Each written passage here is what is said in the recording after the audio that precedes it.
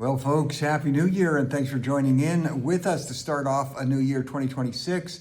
Appreciate the growing numbers that continue to zero in on the Stockwell Day-to-Day News broadcast and podcast, even though we do get suppressed and throttled at times because of the nature of the podcast. And as you know, we try and get you the main headlines, the main items of the day, and get you a look at behind the scenes to, in some cases, save you some time from having to do a lot of doom scrolling to get to the news that matters. So just want to really start out by saying very positive news, though it's gruesome in a way, about what is happening in Iran right now. You should be, as I am, cheering for, praying for, and posting for the people on the streets in Iran. It looks like the demonstrations are continuing. And they may, I don't know if it's going to happen, they may just topple that revolting regime. They're revolting against the revolting terrorist Islamist Ayatollah regime. Let's see what happens. What's really going to be something to watch is if they are successful and the freedom fighters do break through and topple the this Islamist terrorist regime. Watch the mainstream media in the West, in Canada, the US, and around Europe. Watch them squirm as the freedom fighters from Iran give Trump credit for helping to topple the regime, not directly, but certainly through the taking out of those nuclear sites. So we'll see what happens there. China is going to loom large in my podcast today. I just want to zero in on some things there. We're going to take a bit of a futuristic look and maybe even startle and alarm you. First of all, from the point of view of Canada's strategy continues to be to draw or try and draw closer to China, try and pull away from the US, and seek other trade partners, as they should. Canada should be always looking for other trade partners. I certainly did that when I was Minister of International Trade. The thing that is concerning is trying to draw closer to China for reasons that are not all that positive. I'll touch that in a minute. But one of the things that the Liberals are doing under Prime Minister Carney is touting the fact, for instance, we've got these new breakthrough deals with Mexico. But when you look at the press releases out of Mexico, the Mexican government is not saying that. Mexicans are saying, Mexican government and business interests are saying Canada is very difficult to deal with. Canada still has tariffs against Mexico, especially related to dairy and other products. And Canada is overly regulated and just very expensive to deal with and work on. So really question, it's fair to question, and I wish some of our mainstream media would question some of these notions that the federal Liberals are putting out that we've got some kind of breakthrough stuff going on with Mexico. We don't. When you look at comparisons with the economies in the last quarter, the report's just in now, in the last quarter, we see a drop in GDP in Canada of 1.6%, and at the same period of time, an increase of 4.3% in the US in their GDP. Our culturally Marxist media has a difficult time just reporting the facts. Another thing that we don't get enough reporting on in Canada is that Prime Minister Carney wants a $2.5 trillion debt limit. $2.5 trillion, unheard of any time in Canada's history, wants that debt limit. And that is, as we continue to say on this podcast, the single greatest factor in terms of inflation is when governments keep spending money that is borrowed. Borrowed money spent by governments is the single greatest factor leading to inflation. Every single time you see a politician, and by the way, whether it's right-wing, left-wing, conservative, or liberal, announcing great spending items because they want to buy your vote, whether it's free daycare or free kitty care or free whatever. Anytime you see governments boldly saying they're going to be spending wildly a lot more money that is borrowed money, you can count on watching the price of the egg going up, watch the price of vegetables going up, watch the price of beef going up, watch the price of vehicles and homes. Government causes inflation more than any other factor, and Canadian mainstream media, and certainly mainstream media around the world generally, lives in this fantasy world of wanting to report feelings and wanting to run narratives that are all about feelings and about hurt feelings and not dealing with the facts. In terms of dealing with facts, if you're like me, you get a lot of items on your various devices and feeds hearing from people who saying, invest with them, because, and they'll point to, they predicted this, they predicted that. Here's something to push back on and ask some of the potential investors who want to take your money and invest it. And, you should listen to people. There's some people out there in the marketplace who are better than others. But the firm called Kioxia, which you have probably heard of, it develops amazing AI, especially in the area of flash memory, and offering huge AI benefits from business to business. They did an IPO last year. They grew in terms of value 540% year to year, 540%. And when you look back a year ago, even at the Financial Times and Reuters Financial Times and other predictors of markets, nobody predicted this. Nobody predicted that Kioxia would grow to this huge extent. 540% if you invested in them a year ago. And just keep that in mind, folks. It's always a challenging and difficult game. So ask the potential advisor who wants to take your money invested what they said a year ago about Kioxia. We're seeing another real trend here that Meta is continuing, as are other huge platforms. Meta just bought a firm called Manus, and it's an AI firm, but the trajectory has been interesting because it started in Wuhan, China, moved to Beijing, then to Singapore, kind of avoiding some of the scrutiny that American firms are under in terms of shopping China, and then it was bought from Singapore by Meta.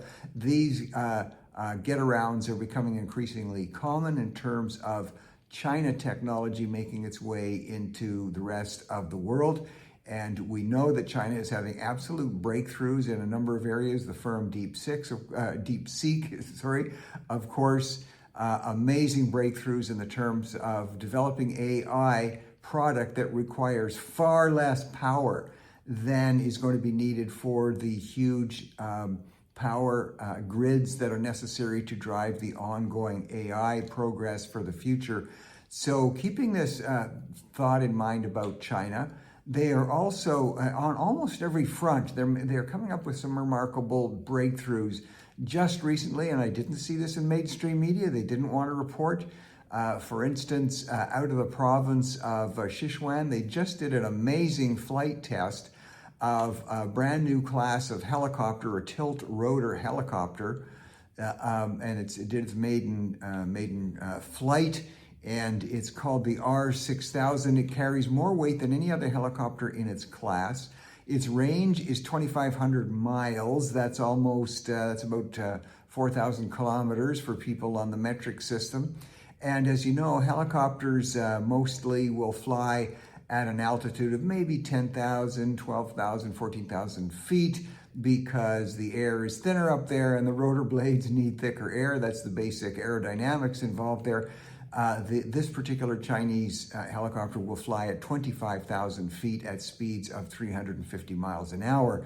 And it's not just in the race in the air, but under the water. In the Arctic submarine development, China is continuing to move ahead. They can go deeper and farther under Arctic ice. That's a real concern, which should be a concern to everybody. Canada's government doesn't seem to be too concerned about it.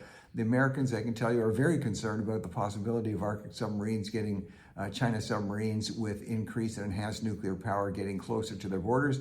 And they will have none of that. And it's not too amusing for the American government to see Canada getting closer and closer to Cuba at the same time. Last time there was a Cuban Missile Crisis, we saw that the United States is back in 1962 under President John F. Kennedy. We saw that the United States was literally willing to go to war, to nuclear war, if foreign missiles got too close to them. So Canada needs a little wake-up call there. And then people are saying, they quickly dismiss, well, there's never going to be a nuclear war because, if one country starts, then the other country follows up. And it's called the Doctrine of Mutually Assured Destruction, MAD, and that's what kept the Soviet Union, kept the US from going at each other in terms of nuclear war, because the one side will just totally annihilate the other side. But what if one side becomes increasingly dominant, as the fear is about China? China, which has an education system which does not spend too much time on useless subjects that don't really enhance students in the areas of science and technology and engineering and medicine. And our education systems, our public systems in Canada and the US spend a lot of time on that. We've still got some of the best and brightest in the world.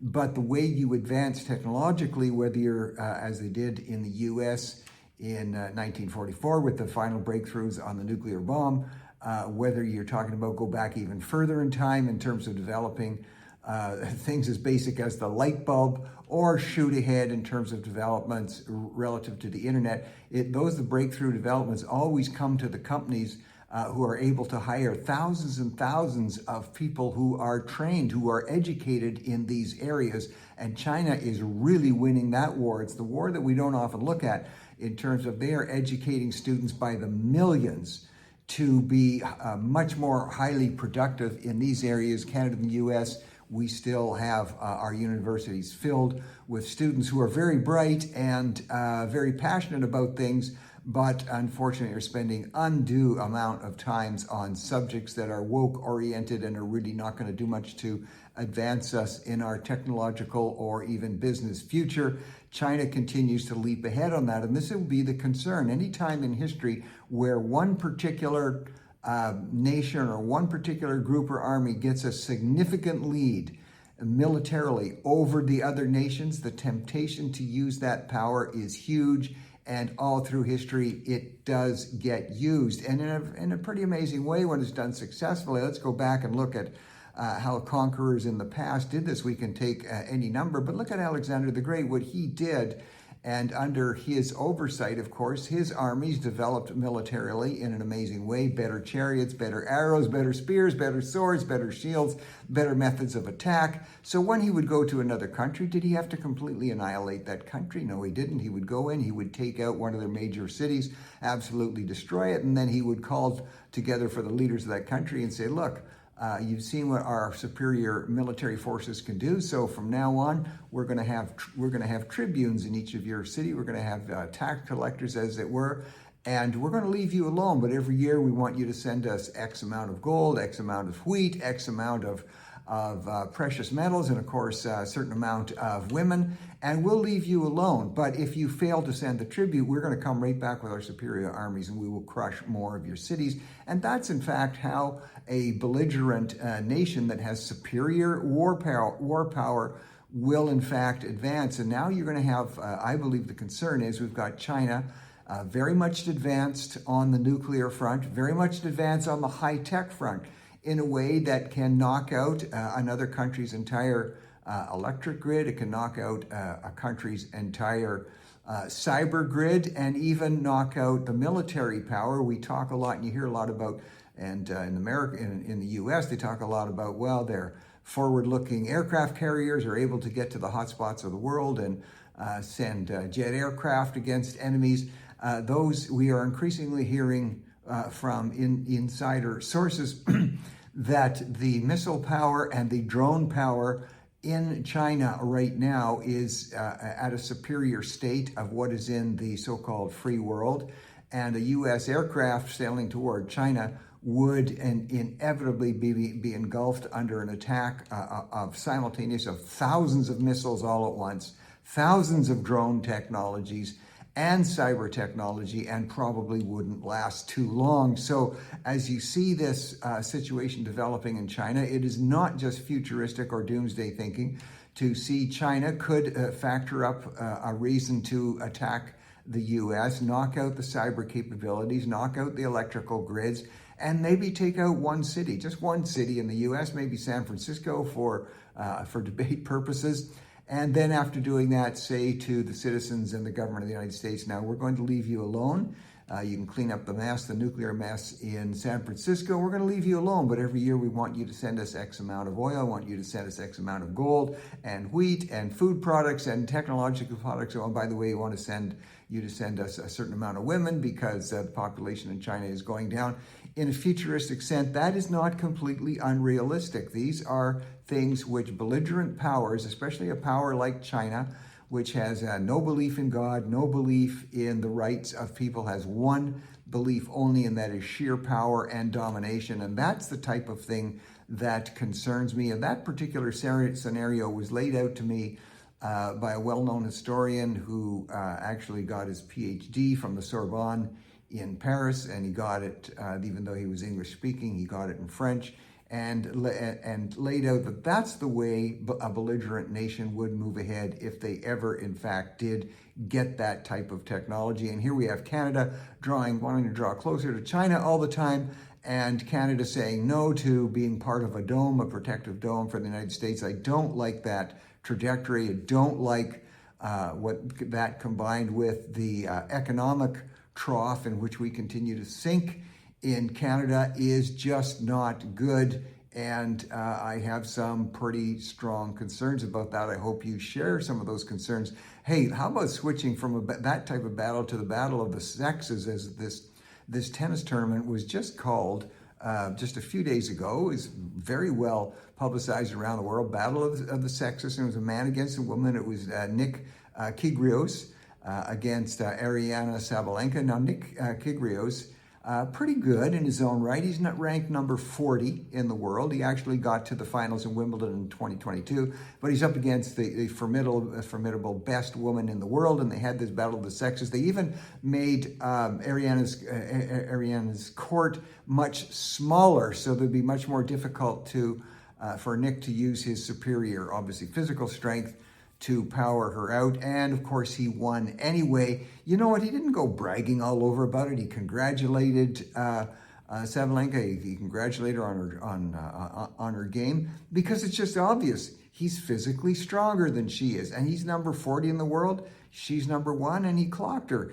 And this is something we know. We know, for instance, that a top-tier boys high school team in the U.S. can beat the U.S. women's Olympic soccer team any day of the week. Why? It's just a matter of more strength. Why is this important right now? Because the IOC right now, the International Olympic Committee, is making a decision on whether they're going to now announce or allow the lunacy of biologically born men to compete against women. Now's the time to be speaking up to your politicians about this, speaking against it, not to be allowing this to happen. But at the same time, would you join me in raising my voice I would love to see a trans league. A league just for trans athletes. I believe they would bring in tons of money, lots of advertising, people would watch, and it would stop the insanity and the heartbreak of biologically born men continuing to crush the dreams of women and of young girls. I guarantee China is not spending a lot of time on those particular factors. On a closing note, again, watching, I went to see, as you know, I predicted some time ago that the movie David, the animation David coming out of Angel Studios, was going to do very well. It's really clocking well. It's up in the top 5 for the year. It's taken on, it's only behind Avatar right now in terms of sales. We went and saw it a couple days ago. Great movie. And if you want to talk about any kind of David and Goliath scenario that you might be facing, check out David. Thanks for joining in, folks, as we launch into the new year. We'll talk to you tomorrow.